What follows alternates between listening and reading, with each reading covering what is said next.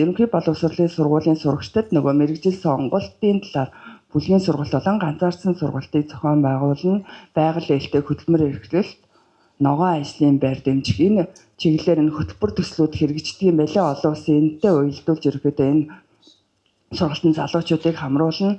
За энэ нөгөө ихтэй сургууль болон мэрэгжлийн техникийн боловсролын сургалтын байгууллагын суралцагч, за түүнийг төгссөгчд энэ үйл ажиллагаанд маань хамруулна. За ерөнхийдөө энэ маань дандаа сургалт бүлгийн болон ганцаарсан сургалтууд явагдана.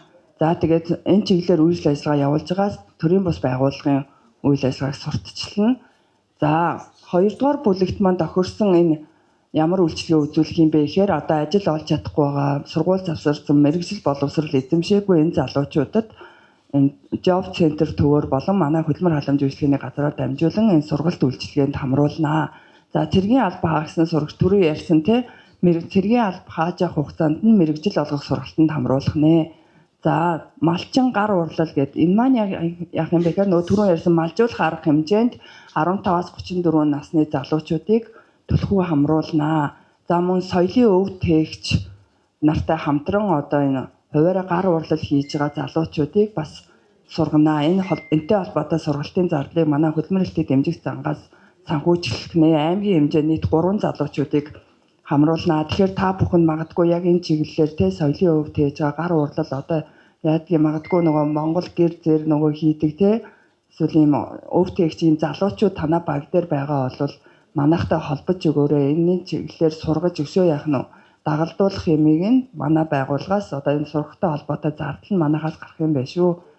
За тэгээд захим ур чадвар гэдэг маань энэ ихтэй сургууль болон ахлахангийн сурагчдыг одоо захим ур чадварыг нэг хэрхэн сайжруулах юм бэ? Энэ чиглэлийн сургалт юмыг бол хамтарч зохион байгуулнаа. За энэ зорилттой бүлгийн залуучуудад нөгөө 20 ангиас суллагсан хөгжлийн бэрхшээлтэй эдгээр залуу нөгөө мансуурах те согтуурах ийм донтох одоо ийм өрхийн гишүүдийн залуучуудыг нэгдсэн үндэсний байгууллагын хөгжлийн хөтөлбөртэй хамтран дагалдуулан ажиллан хөдөлмөр шилжих гэдэг энэ одоо энэ олон улсын энэ хөтөлбөрт уялдуулан бид нар энэ залуучуудыг зуучлах юм байлээ. За тэгэхээр улсын хэмжээнд 350 залуучууд гэхээр 21 аймаг 9 дүүрэгтэй хуваахаар ерөнхийдөө нэг 10 залуучууд хамрагдах юм билээ. Тэгэхээр та бүхэн энэ баг дээр хамгийн их юуж байгаа тийм энэ зорилттой бүлгийн ийм залуучууд юу байгаа вэ те. Тэгэхээр энэ одоо залуучууд хамрагдах хүсэлтэй. За манай одоо надтай яхна хамтарч одоо манай дээр ийм залуучууд байгаа шүү зорилттой бүлгийн энийг энэ хөтөлбөрт хамруулъя гэдэг саналаа та бүхэн өгөөрэй. За дараагийн байгууллагын соёл хүний нөөцийн хөгжил гэж байна. Энэ дээр зөвхөн тэр шинээр 4-6 дахь зорилттой бүлгийн залуучууд хамрагдана шинэ ажилтан тийм ээ. За энэ болохоор яах вэ гэхээр залуу ажилтнанд ээлтэй байгууллагын сургалт нөлөөллийн ажлын арга хэмжээг зохион байгуулна. Одоо ч залуучуудад залуучуудын гэр бүлийг дэмжсэн ийм ямар байгууллага байна вэ те? Үүнийг ийм боломжтой байна гэд олон нийтэд судалчлах нэ. За шинэ ажилтны сургалт шинэ ажилтныг бас хэрхэн одоо яах нь сургаж дадлагжуулж авдгийг те энэ чиглэлийн бас байгууллагыг сурталчилна. За тэгээд яг яаж энэ шинэ ажилтнтайгаа ажилтгийг те энэ чиглэл ажиллах боломжтой энэ чиглэлийн сургалтыг бас мэрэгжлийн сургалтын байгууллагатай хамтран зохион байгуулнаа. За энд болохоор бас жижиг дунд стартап аж ахуйн нэгж байгууллагад ажиллаж байгаа залуучуудын өсөлт хөгжлийг дэмжих хувь хүн зориулсан ажлын байранд сургалт менторинг коуч карьер төлөвлөлтийг дэмжих арга хэмжээ зохион байгуулна. За энэ юунд болохоор байгууллага ерөнхийдөө хамрагдана. Шинээр ажилтан авахд одоо яг юун дээр анхаарах вэ гэдэг дээр нь тухайн байгууллага мэрэгжлийн коуч одоо ментор ажиллана гэсэн үг. За тэр дараагийн арга хэмжээ нь болохоор энэ хөдөлмөрийн тухай хууль болон бусад холбогдох хууль тогтоомжийн талаар залуучуудад сургалт мэдээлэл өгнө, зөвлөгөө өгнө. За ажлын дуршлаг дадлагжуулах сургуулиас ажлын байранд шилжих гэдэг энэ арга хэмжээ байгаа. Энэ дээр бол ерөнхийдөө энэ дээрх дараах бүлгийн залуучууд хамрагдана. За оюутан залуучуудын хэрэгцээнд нийцсэн ажлын дуршлаг дадлагжуулаад одоо яг нь сургуулаа төгсөхдөө ажлын байран дээр шилжих боломжтой энэ туршилтын төсөлд бол хамрагдуулна. За мөн ерөнхий боловсролын сургуулийн ахлахангийн сурагчид өсвөр насныхаа бас дадлагжих хөтөлбөрт хамрагдана. Энэ нь болохоор ахлахангийн сурагчид мөн бас ажлын байран дээр ажиллаад одоо тухайн ажил олгогч маань 70%-ийг энэ тухайн одоо ерөнхий боловсролын сургуулийн сурагч ажиллах боломжийн 70%-ийг нь ажил холбогч хариуцаад үндсэн 30%-ийг нь бол манай хөдөлмөр эрхлэлтийн дэмжих сангаас дэмжлэг олгохоор байгаа. Ерөнхийдөө энэ цалинтай дадлагдчих хөтөлбөр гэдэг байгаа.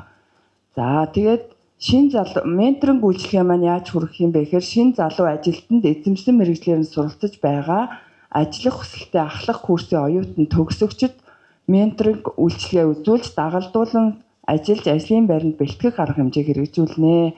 За энд болохоор нийт 400 ментор бас бэлтгэх юм байлээ. Энэ залуу одоо энэ ажилчдад яаж ажиллах вэ? Энэ талаар зөвлөгөө мэдээлэл өгнө. Тэгэхээр манай аймагт 400 гэхэр чинь нийт манай аймаг дээр нэг 10-аад ментор бол бэлтгэх юм байлээ.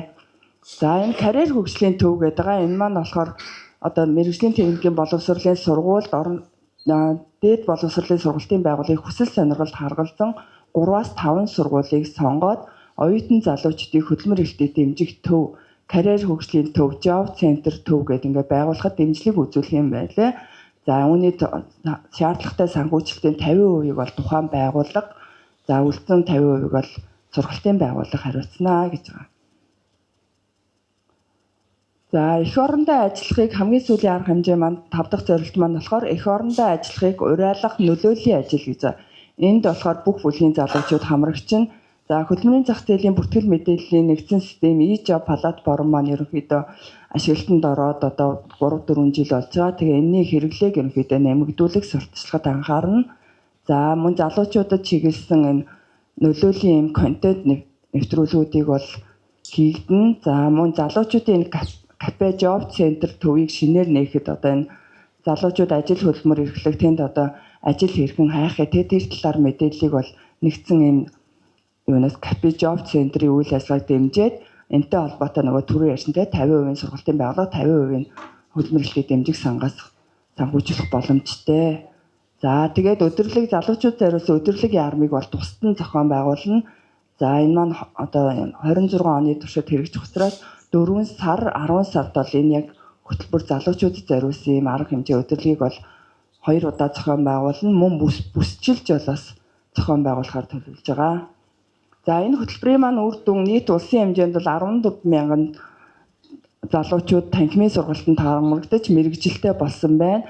За 1000 ажил олгогч ерөнхийдөө энэ залуучуудтай одоо шинээр орж байгаа залуучуудтай хэрхэн хамтарч ажиллах вэ? Энэ талаар бол юм 1000 ажил олгогч байгууллага бол энэ төрлийн ментор үйлчилгээг авсан байна гэж байгаа. За дадлагжуулах хөтөлбөрт бол 500 залуучууд хамрагдсан байна гэж байна. За улсын хэмжээнд энэ хөтөлбөр нь ерөнхийдөө 2026 оны туршид хэрэгжинэ. За нийт санхүүжилт нь бол 9 тэрбум 228 сая 943 гэж байгаа. Энэ маань ерөнхийдөө 21 аймаг 9 дүүрэг дээр хуваарлагдаад ирнэ. Яг манай дээр одоо хэдэн төгрөг хуваарлагдж ирсэн нь бол юугүй байгаа.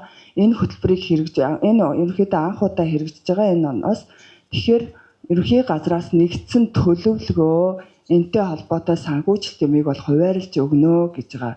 Тэгэхээр яг хуваарлаад ингээ ирэхээр одоо 11 багийнхаа ажлын албатай ерөнхийдөө хамтарч ажиллахаар дахин төлөвлөгөөгөө бол та бүхэн танилцуулнаа. За анхаарал хандуулсанд баярлалаа.